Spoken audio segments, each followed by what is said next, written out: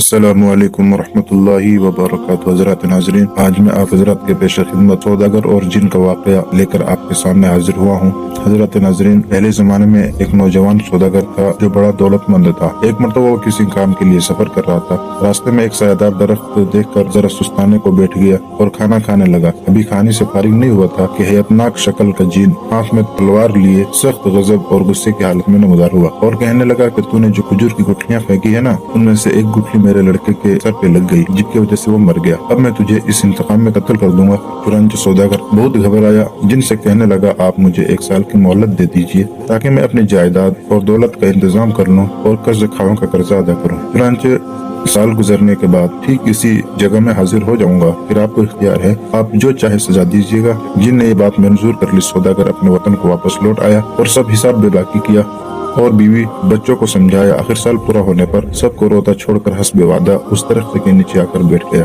अभी उसको आए हुए ज्यादा देर नहीं गुजरी थी कि एक बूढ़ा शख्स एक हिरनी के गले में रस्सी डाले सामने आया और कहा कि मैं पूछ सकता हूँ आप कौन हैं और इस वहशतनाक जंगल में तन्हा बैठे क्या कर रहे हैं। चुनांचे सौदागर ने अपनी आपबीती सुनाई। बूढ़ा कहने लगा कि जब तक तुम्हारे मामले का अंजाम न देख लूं, मैं आगे नहीं जाऊंगा। थोड़ी देर बाद एक और शख्स 2 कुत्तों की जंजीर पकड़े हुए आया और हाल दरियाफ्त करने लगा। जब उसने एक किस्सा सुना तो वो भी ठहर गया और उसके बाद एक और आदमी एक खच्चर को साथ लिए हुए पहुंचा और वो भी उन लोगों को देखकर वहीं रुक गया। उन सब लोगों ने अभी अच्छी तरह गुफ्तगू भी नहीं की थी कि सामने से गर्द गुब्बार बुलंद हुआ और वही हैतनाक जिन जो कि हाथ में तलवार लिए हुए आके सामने खड़ा हुआ और कहने लगा कि आज तुम्हारी मोहलत तो खत्म हो गई, तो अब मैं तुम्हें कत्ल कर दूंगा। गरीब सौदागर रोने लगा। जिन ने कत्ल का इरादा किया ही था कि हिरने वाला बूढ़ा आगे बढ़ा और जिन के सामने दस्त बस्ता खड़ा होकर कहने लगा कि ए जिनों के बादशाह, मेरी और इस हिरनी की अजीब व गरीब कहानी है। मैं आपको सुनाता हूँ, तो क्या आप इस सौदागर का 1/3 गुनाह माफ कर देंगे? जिन ने कुछ देर सोचने के बाद मंजूर कर लिया। हिरनी वाले बूढ़े ने अपनी दास्तान इस तरह बयान करना शुरू किया कि ए जिनों के बादशाह, दरअसल ये हिरनी मेरे चाचा की लड़की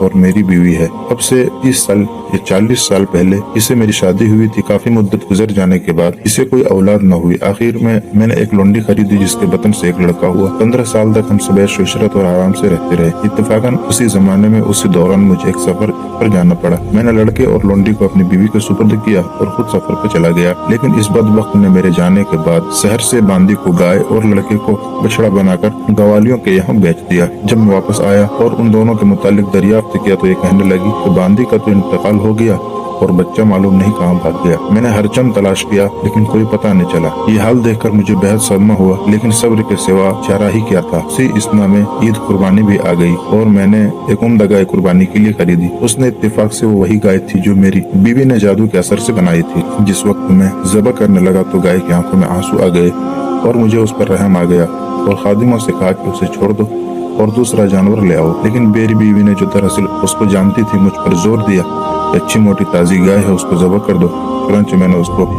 नौकर के हाथ से ज़बह करवा दिया। लेकिन जब वक्त कसाब ने उसको साफ किया तो गोश्त बिल्कुल ना निकला, सिर्फ हड्डियां ही हड्डियां थी। मुझे बहुत ताज्जुब हुआ लेकिन खामोश रहा और दूसरा जानवर मंगवाया। अब की मरतबा एक बछड़ा लाया गया। मैं जब उसके करीब गया तो उसने अपना मुंह मेरे पैरों पर रख दिया और रहम तलब नजरों से मुझे देखने लगा। मैंने उसको छोड़ दिया और दूसरा बैल मंगा कर ज़बह कर दिया। सो मेरी इस जालिम बीवी ने उसको ज़बह करने पर भी जोर दिया, लेकिन मैं ना माना।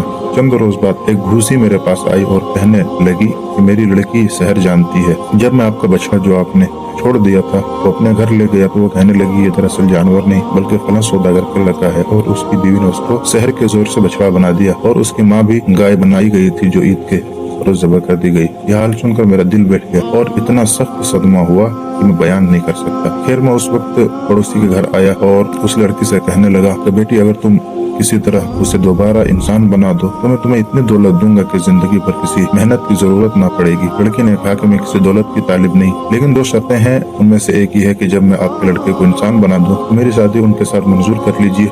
दूसरी है कि जिस औरत ने उसको बछड़ा बनाया है तो सजा देने की इजाजत आप मुझे दीजिए। तुरंत वो दोनों शर्तों के लिए तैयार हो गया।